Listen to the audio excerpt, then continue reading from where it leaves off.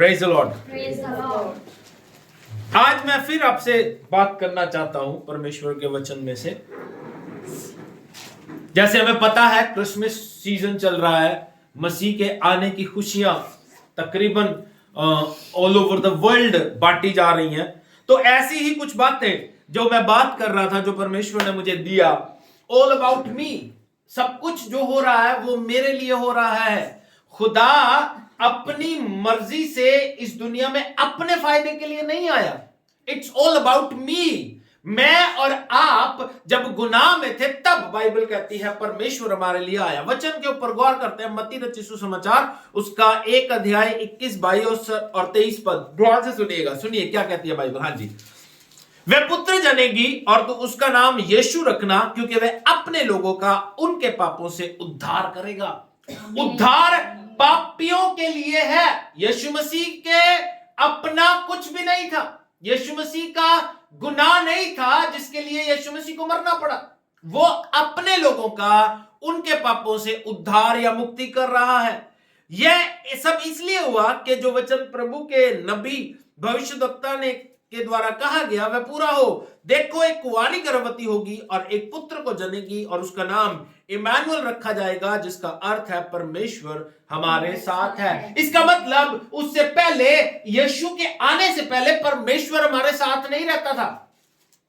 वो कभी कभी मिलने के लिए आता था। यू रिमेंबर जब मूसा से तंबू में परमेश्वर बात करता था तो कभी कभी खुदा की हजूरी आती थी, या जब वो बलिदान करने जाते थे तब खुदा उनसे बात करता, जब खुदा की मर्जी होती थी। लेकिन यीशु के आने के बाद बाइबल कहती है इमैनुअल बन के वो मेरे और आपके साथ साथ रहता है। Amen. It's all about me.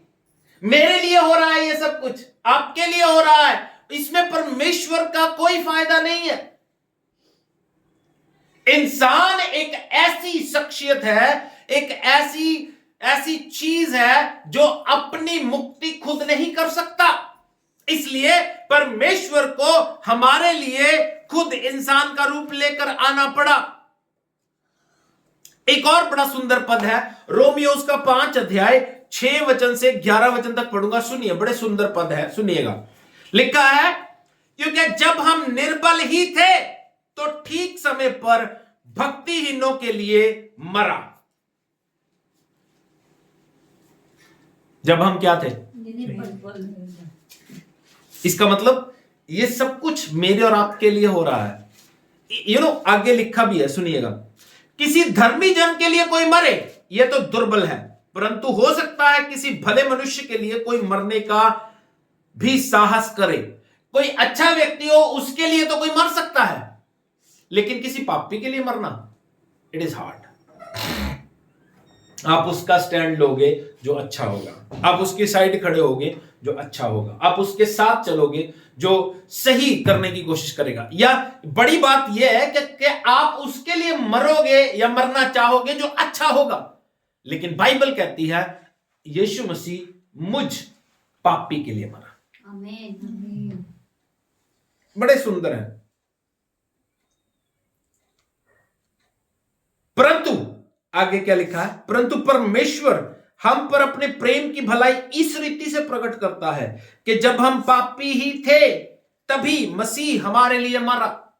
जब हम अच्छे थे तब नहीं, या उसने पहले में अच्छे बनाया नहीं तब मरा। बाइबल कहती है जब हम पापी थे तब मसीह हमारे लिए मर गया, तब मसीह हमारे लिए मरा। और आगे भी बड़े सुंदर पद है, अब जबकि हम अब उसके लहू के कारण धर्मी ठहरे तो उसके द्वारा परमेश्वर के क्रोध से क्यों न बचेंगे, क्योंकि बैरी होने की दशा में उसके पुत्र की मृत्यु के द्वारा हमारा मेल परमेश्वर के साथ हुआ, तो फिर मेल हो जाने पर उसके जीवन के कारण हम उद्धार क्यों न पाएंगे। केवल यही नहीं, परंतु हम अपने प्रभु यीशु मसीह के द्वारा, जिसके द्वारा हमारा मेल हुआ है, परमेश्वर में आनंदित होते हैं। Amen. दशा ये है कि हम बैरी हैं परमेश्वर के। एक ह्यूमन नेचर है, जो आपके साथ अच्छा नहीं करता उसके साथ आपका बैर है। आप चाहते हो वो मर जाए, आप चाहते हो वो दुख उठाए। लेकिन यहां पे सिचुएशन देखो, इधर एक व्यक्ति है जो पाप में है और उसका बैर परमेश्वर के साथ है, लेकिन बजाय इसके कि ये मरे, प्रभु चाहता है कि इसकी जगह मैं अपने बेटे को कुर्बान कर दूं। This is called sacrifice, this is called love. परमेश्वर को पता है, देखो हमें भी पता हो ना, कोई व्यक्ति बुरा है, कोई व्यक्ति अच्छा नहीं है, तो हम चाहते हैं कि उसके कामों की सजा उसे मिलनी चाहिए। हम चाहते हैं कि उसके गुनाहों की सजा उसे मिले। मोस्ट ऑफ द पीपल, लोग कह भी देते हैं इसके पाप का घड़ा बढ़ गया इसलिए यह मर गया, लेकिन परमेश्वर देख रहा है कि इंसान पापी बनता चला जा रहा है। बाइबल यहां तक कहती है, उत्पत्ति में लिखा है, इंसान के मन में जो कुछ उत्पन्न होता है वो बुरा ही बुरा है, पाप ही पाप है, गुनाह ही गुनाह उत्पन्न हो रहा है। जो कुछ भी पैदा हो रहा है उसके दिल में, आप मसीहियत में देख लो, क्रिश्चियनिटी में देख लो। अभी कहां पे बात कर रहे थे, वहां पे चंदू के घर में मीटिंग करके आए हम। जब वहां पे प्रेयर कर रहे थे तो वहां पे कुछ लोग बात कर रहे थे, क्रिश्चियंस में आपस में क्रिश्चियंस की नहीं बनती। मालूम, ये लोग सोचते हैं कि हम धर्मी हैं। देखो कहीं ना कहीं आपके दिल में पड़ा रहता है ये। दूसरा क्रिश्चियन है, वो उसको जय मसीह की नहीं कहना, वो अगर बढ़ रहा है, वो अगर ब्लेस्ड हो रहा है, वो आशीषित हो रहा है, तो वो दुख देता है हमें। लेकिन ये चीज प्रभु के नियम के अनुसार नहीं है, प्रभु के वचन के अनुसार नहीं है। प्रभु क्या चाहता है? प्यार। हमें पता है वो पापी है, हमें पता है वो गुनहगार है, लिव इट, छोड़ दो उसे, बस अपनी जिंदगी पर गौर करो। बाइबल क्या कहती है? बैर की दशा में भी प्रभु ने अपने बेटे को कुर्बान किया ताकि मैं और आप बच जाएं। मैं और आप अगर अपनी ताकत से बच पाते तो परमेश्वर को आने की जरूरत नहीं थी, लेकिन बाइबल कहती है वो आए और हमारे लिए मारे गए। और एक बड़े बड़े सुंदर पद यीशु मसीह, देखो कुछ भी हो रहा है, यीशु मसीह परमेश्वर जो भी कर रहा है मुझे और आपको बचाने के लिए कर रहा है। इसीलिए मैं बात कर रहा हूं ऑल अबाउट मी। मैं मेरे लिए हो रहा है सब कुछ। वचन क्या कहता है? इफिसियों की पत्री उसका 2 अध्याय 13 और 14 पद, बड़े सुंदर पद है, सुनिएगा। पर अब मसीह यीशु में तुम जो पहले दूर थे, मसीह के लहू के द्वारा निकट हो गए हो। किसके द्वारा? हमारी अपनी कोई पावर नहीं है, हमारी अपनी कोई ताकत नहीं है। इट इज बिकॉज ऑफ, इसको ना इसको पढ़ के और सुंदर पद पढ़ेंगे। क्योंकि वही हमारा मेल है जिसने दोनों को एक कर दिया और अलग करने वाली दीवार को जो बीच में थी ढा दिया। किसने किया?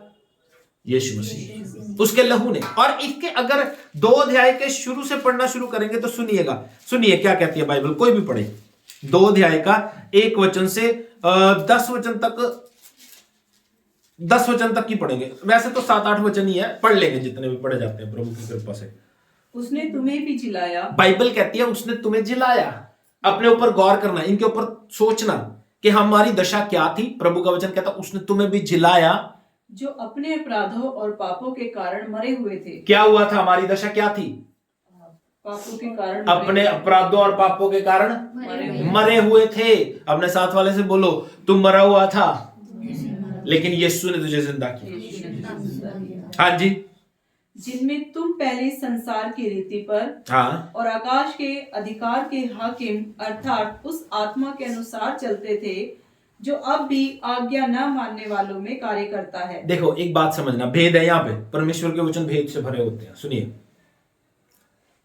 पहले किसके अधीन थे? पाप के अधीन। लिखा है संसार के हाकिम, आकाश के अधिकार, आकाश के अधिकार और संसार के हाकिम के अधीन थे। संसार का हाकिम कौन है? शैतान। मालूम है आपको? कई लोग कहते हैं नहीं, शैतान नहीं है, परमेश्वर का, परमेश्वर है सृष्टि का कर्ता, सृष्टि को बचाने वाला, रचाने वाला, वही है। ट्रू है, ये सच है। लेकिन जब आदम ने गुनाह किया तो ये सृष्टि की अथॉरिटी शैतान के पास चली गई। परमेश्वर ने जब आदम को बनाया तो क्या कहा? क्या ब्लेस किया? फूलो फूलो और पृथ्वी में भर जाओ। और क्या किया? धरती की सारी चीजों के ऊपर अधिकारी बनाया आदम को। अगर आदम को अधिकारी बनाया तो यीशु को जब परीक्षा कर रहा था शैतान, तो कहता है मुझे झुक के सलाम कर तो मैं ये सारी कायनात तुझे दे दूंगा। क्यों कह रहा वो? क्योंकि ये ट्रू है कि वो आदम के गुनाह करने से ये सारा अधिकार शैतान के पास पहुंच गया, इसलिए यीशु को वो कहता है तो मुझे सलाम कर दे, मैं ये सारा अधिकार तुझे दे दूंगा। यीशु ने क्या कहा? नहीं। बाइबल में लिखा है, परमेश्वर के वचन में लिखा है, सिर्फ अपने परमेश्वर को प्रणाम करना है, सिर्फ अपने परमेश्वर की आराधना करनी है। तो संसार के हाकिम के अधीन हम लोग थे, लेकिन वो आज भी बाइबल कहती है आत्मा काम करता है। कहां पे? आज्ञा ना मानने वालों में। अब वो लोग कौन है जो आज्ञा नहीं मानते? मेरी बात समझने की कोशिश करना। वो लोग नॉन क्रिश्चियन नहीं है। आज्ञा जो नहीं मानता वो कौन है? क्रिश्चियन। जिसको पता है, जिसको आज्ञा पता है और नहीं मानता, वो आज भी उसी आत्मा के अधीन है।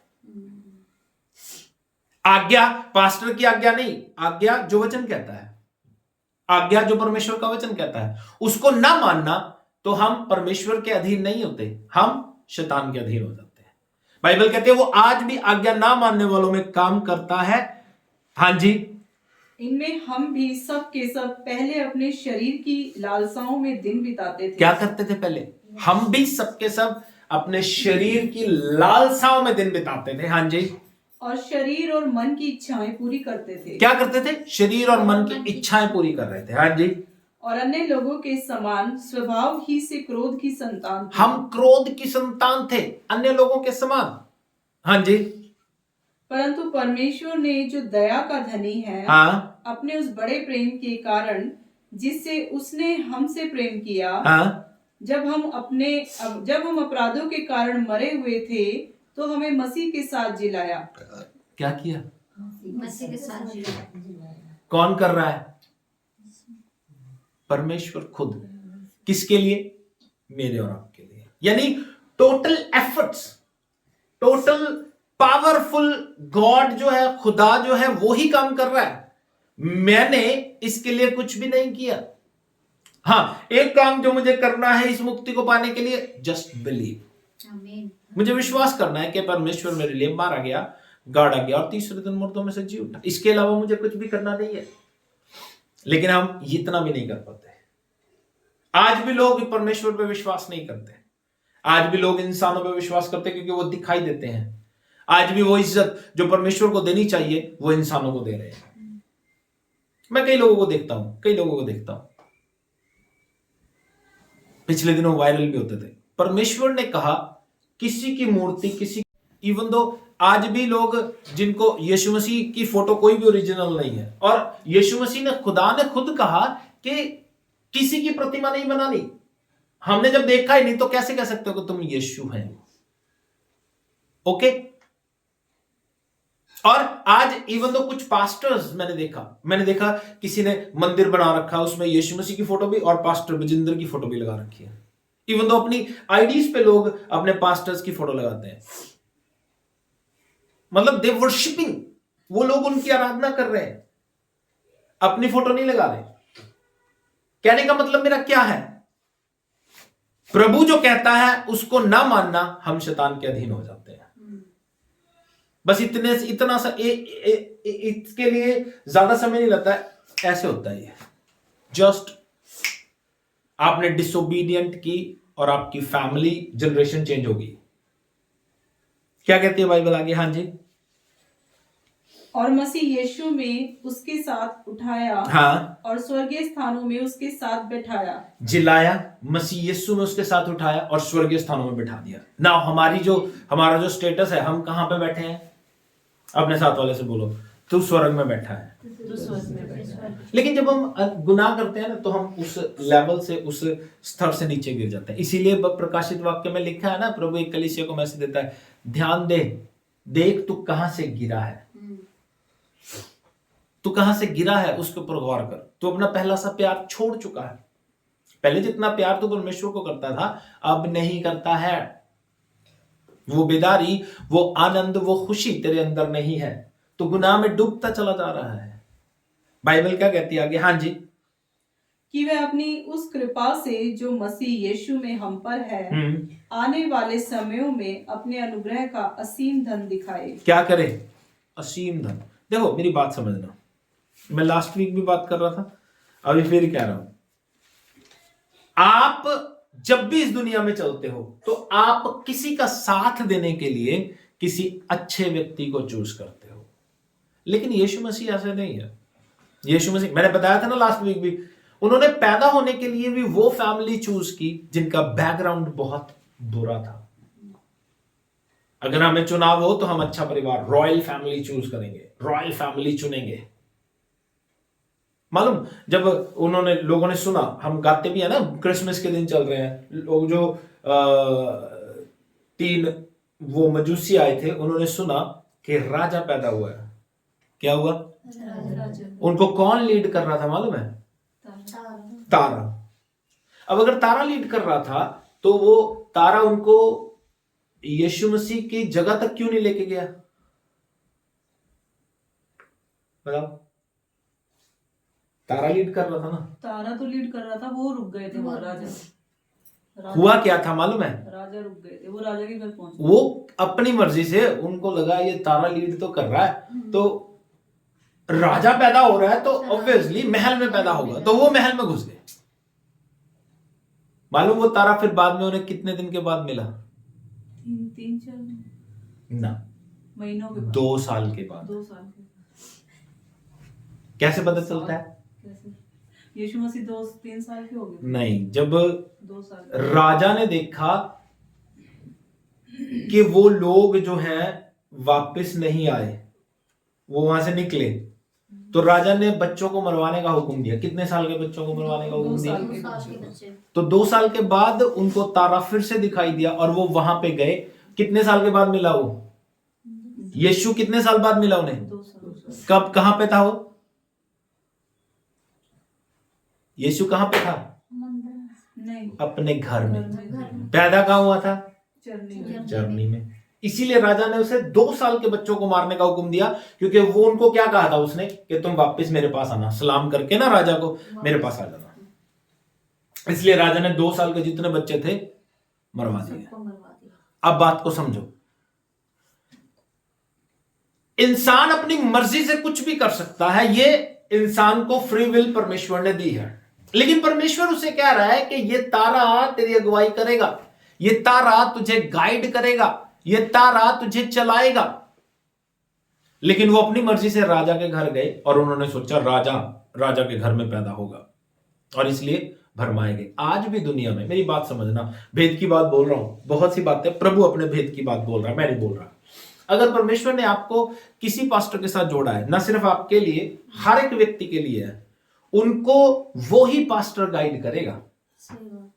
अगर वो अपनी मर्जी से जाना चाहते हैं, कहीं पे भी जा सकते हैं, रोकता कोई नहीं है उन्हें। जैसे मजूसियों को रोका नहीं गया, उनको रोका नहीं गया, वो अपनी मर्जी से महल में चले गए, लेकिन उनकी ब्लेसिंग, उनके दर्शन, यीशु को जो देखना चाहते थे, उसके गिफ्ट्स लेके आए थे उसके लिए, वो 2 साल के लिए लेट हो गए। 2 साल। इसी तरह हमारी ब्लेसिंग्स, प्रॉस्पेरिटी देर में चली जाती है, डिले में चली जाती है, डिले में चली जाती है, या यूं कहें, ये इसमें प्रभु का दोष नहीं है, इसमें प्रभु का दोष नहीं है, इसमें प्रभु का दोष नहीं है। पिछले दिनों एक वायरल हो रहा था, किसी ने कहा ये फैमिली यीशु मसीह के पास चली गई थी, इसलिए इनके साथ ये दुर्घटना हो गई। कोई फैमिली थी कि इन्होंने यीशु मसीह को अपना लिया, अपने पूर्वजों को छोड़ दिया, इसलिए इनके साथ ये दुर्घटना हो गई। जो लोग यीशु मसीह को नहीं मानते, क्या उनके साथ दुर्घटनाएं नहीं होती? लेकिन इसमें प्रभु का कोई दोष नहीं है। इंसान की प्रॉब्लम क्या है, वो अपनी, देखो प्रभु कहता है तुम अपनी इच्छाओं में जीते थे और यीशु ने तुम्हें जिलाया, जिंदा किया। लेकिन होता क्या है, यीशु में आने के बाद भी लोग अपनी इच्छाओं में जीते रहते हैं, अपनी मर्जी से जीते रहते हैं। जब वो अपनी मर्जी से जीते हैं तो उनकी लाइफ में प्रॉब्लम्स, दिक्कतें आती हैं, और फिर लोगों के लिए यह बहाना हो जाता है इसने अपने पूर्वजों को छोड़ा, इसलिए यीशु ने नहीं, इनको दंड मिला है। प्रभु यीशु मसीह, देखो मैं आपको बताता हूं, माइंड की स्कूल में प्रैक्टिस चल रही है, नियम बता रहा हूं दुनिया में रहने के नियम। इसने तबला बजाना है, स्कूल से इसने छुट्टी की, लेकिन 2 बजे स्कूल गया प्रैक्टिस के लिए। समझना मेरी बात, दुनिया में रहते हुए जहां पे आप रहोगे, जहां पे आप पढ़ोगे, जहां पे आप स्टडी करोगे, जहां पे आप काम करोगे, तो नियम उनके ही मानने पड़ेंगे आपको। पहले दिन ये गया नॉर्मल ड्रेस में चला गया, उन्होंने अंदर नहीं घुसने दिया, तबला बजाने नहीं दिया। अगले दिन ड्रेस पहन के गया, नियम किन के चलेंगे? हम नहीं कह सकते हम आए यार हमारी मर्जी से चलो ना। आप काम करते हो ऑफिस में, आप अपनी मर्जी से नहीं जी सकते। हम अपनी मर्जी से आएंगे, 9 बजे का काम है तो हम 10 बजे आएंगे, अगर 3 बजे का काम है हम 4 बजे आएंगे। नहीं, अगला कहता अपने घर पे बैठो। सेम वे जब आप प्रभु के साथ चलते हो तो वहां पे भी नियम हैं, उनको आपको मानना पड़ेगा।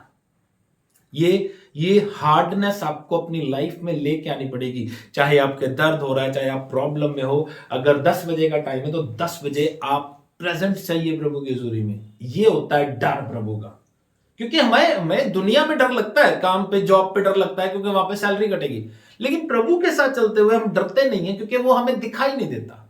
दिक्कत यह है। अब यहां पे बाइबल कहती है प्रभु ने जो कुछ किया, बस अपने जिंदगी में जहन में याद रखना, जो कुछ भी प्रभु करता है मेरे लिए कर रहा है। बाइबल क्या कहती है? यिर्मयाह उसका 29 अध्याय 11 वचन में क्या लिखा है बताओ, जल्दी बताओ। चलो फिर खोलो बाइबल जल्दी। आपके लोगों, आप जो जिंदगी में चलते हो तो ये जो फेमिलियर वर्सेस होते हैं ये आपको याद रहनी चाहिए, याद होनी चाहिए, क्योंकि मोस्ट ऑफ द पीपल, लोगों को पता है यहां पे क्या लिखा है। क्या लिखा है सुनिए, क्योंकि यहोवा की यह वाणी है, प्रभु यहोवा की यह वाणी है कि जो कल्पनाएं मैं तुम्हारे विषय करता जो हूं, कल्पनाएं, इंग्लिश में लिखा है प्लान्स, योजनाएं मैं तुम्हारे विषय में करता हूं, उन्हें मैं जानता हूं, उन्हें मैं जानता हूं, वे हानि की नहीं, वे हानि की नहीं वरन कुशल ही की हैं, कुशल की है। और अंत में तुम्हारी आशा पूरी करूंगा। यानी प्रभु जो भी प्लान लेके बैठा है, जो भी योजना लेके बैठा है, आपके लिए हानि की नहीं है, एक भी हानि की नहीं है। इवन तो भजन संहिता 139 के 17 पद में लिखा है, थिंक कह रहा जो प्लान्स वो करता है, जो योजनाएं वो करता है, उनकी गिनती, दाऊद कहता है अगर मैं उनको गिनूं तो वो शुमार में रेत से भी ज्यादा है, और सब भलाई के हैं, एक भी हानि का नहीं है, सब भलाई के हैं। तो फिर हानि क्यों हो रही है?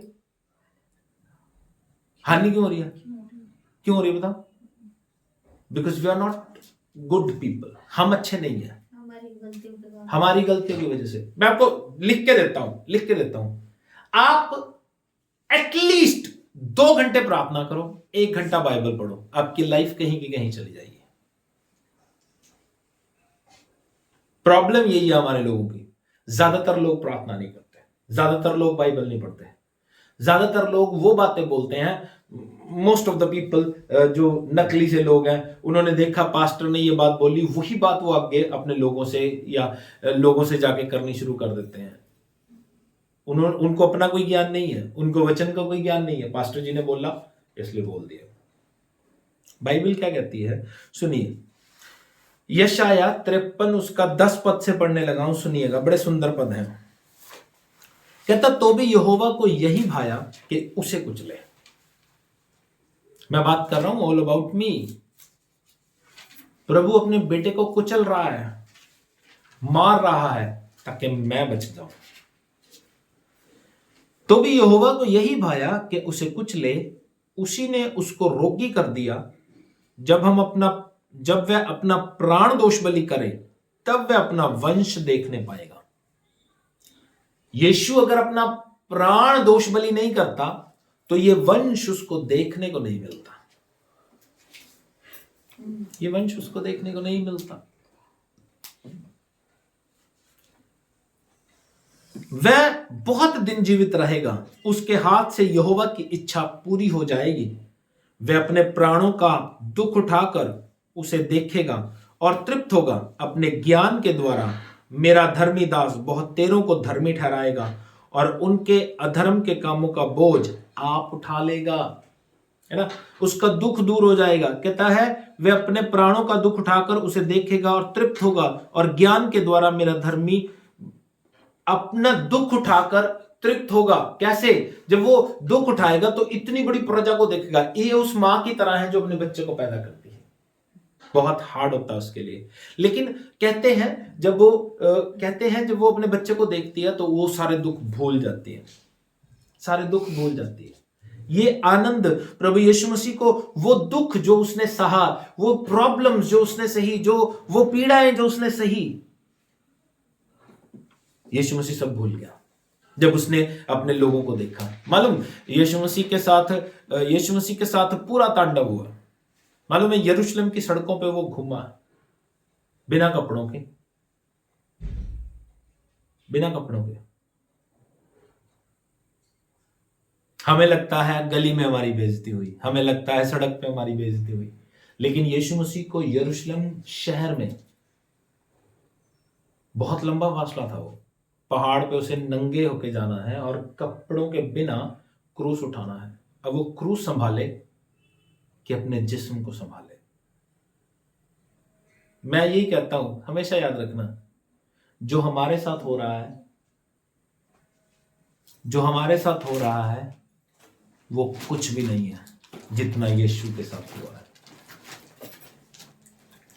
हम समझ नहीं पाते उसके प्रेम को, उसके बोझ को। समझो वो सब कुछ किसके लिए? उसको उस दुख की कोई प्रॉब्लम नहीं थी। वो उस रोड पे जा रहा है, लोग उसे मार रहे हैं, लोग उसके मुंह पे थूक रहे हैं, क्योंकि उसको पता था कि एक आनंद मेरा इंतजार कर रहा है, कि ये लोग जो मुझे मार रहे हैं, अगर ये मार भी रहे हैं तो ये सब मेरे मरने की वजह से जिंदा रहेंगे ये लोग। अब मैं आपको बताता हूं, देखना, मेरी बात समझना। देखो, कभी भी किसी से कोई ज्यादा प्यार की उम्मीद मत रखना। मालूम, यीशु मसीह को आप अगर, ये बात तो अगले ईस्टर की है लेकिन हो जाती है, यीशु मसीह को पाम संडे पे लोग वेलकम कर रहे थे, कपड़े बिछा रहे थे। मालूम, 5 दिन के बाद वही लोग उसको मार रहे थे। इसीलिए यीशु ने क्या कहा? यीशु ने क्या कहा? मेरे लिए मत रो, अपने लिए रो, अपने बच्चों के लिए रो। वो लोग, ये तो चलो दूर की बात है कि वो उन्होंने 5 दिन पहले उनका वेलकम किया था। 12 चेले जो यीशु मसीह के साथ साथ चलते थे, बिलीव मी, सबके सब छोड़ के चले गए। हमारा दिल टूट जाता है, यार उसने छोड़ दिया हमें, उसने छोड़ दिया। मुझे फर्क नहीं पड़ता, सच बता रहा हूं मैं। उसने छोड़ दिया, वो चला गया, जाने दो, क्योंकि लोग यीशु के पास भी नहीं टिके। एंड में कितने लोग रह गए थे यीशु मसीह के पास, पता है? जब यीशु मसीह क्रूस पे था, कितने लोग रह गए? सिर्फ एक चेला था। कितने थे? सिर्फ एक, यूहन्ना। यूहन्ना से बात कर रहा है यीशु मसीह, बाकी के कहां गए? मालूम, चर्च हिस्ट्री बताती है पतरस एंड तक यीशु मसीह का इनकार करता रहा। इवन तो जब मरना भी था उसे, मालूम है, जब उसे क्रूस पे चढ़ाने लगे तो वो भाग लिया। जब वो भागा तो यीशु मसीह क्रूस लेके उसकी तरफ आ रहे थे। पतरस ने देखा कि यीशु मसीह आ रहे हैं, तो पतरस कहता, प्रभु आप कहां जा रहे हो? कहता, मैं तेरी जगह मरने के लिए जा रहा हूं, क्योंकि तू तो क्रूस से भाग रहा है। तब हिस्ट्री बताती है कि पतरस गया और जाके कहने लगा कि मुझे क्रूस पे चढ़ाओ, लेकिन उल्टा क्रूस पे चढ़ाओ। इस तरह पतरस मरा। तो मैं क्या कहना चाहता हूं, आई डोंट नो कहां हमारा प्रेम चला जाता है। आई डोंट नो हम क्यों उसके सैक्रिफाइसेस याद नहीं रखते, जो कुछ प्रभु ने मेरे लिए किया है हम क्यों याद नहीं रखते। बस समझने की कोशिश करो। लास्ट पद पढ़ के समाप्त कर दूंगा, 53 का 4, 5 और 6 पद सुनिएगा, बड़े सुंदर पद हैं। मैं बता रहा हूं कि ऑल अबाउट मी, सब कुछ जो हो रहा है मेरे लिए हो रहा है, मेरी भलाई के लिए हो रहा है। प्रभु यीशु मसीह ने जो कुछ किया मेरी और आपकी भलाई के लिए किया। लिखा है, निश्चय उसने हमारे रोगों को सह लिया और हमारे ही दुखों को उठा लिया, तो भी हमने उसे परमेश्वर का मारा कुटा और दुर्दशा में पड़ा हुआ समझा। परंतु वह हमारे अपराधों के कारण घायल किया गया, वह हमारे अधर्म के कामों के हेतु कुचला गया। हमारी ही शांति के लिए उस पर ताड़ना पड़ी कि उसके कोड़े खाने से हम लोग चंगे हो जाएं।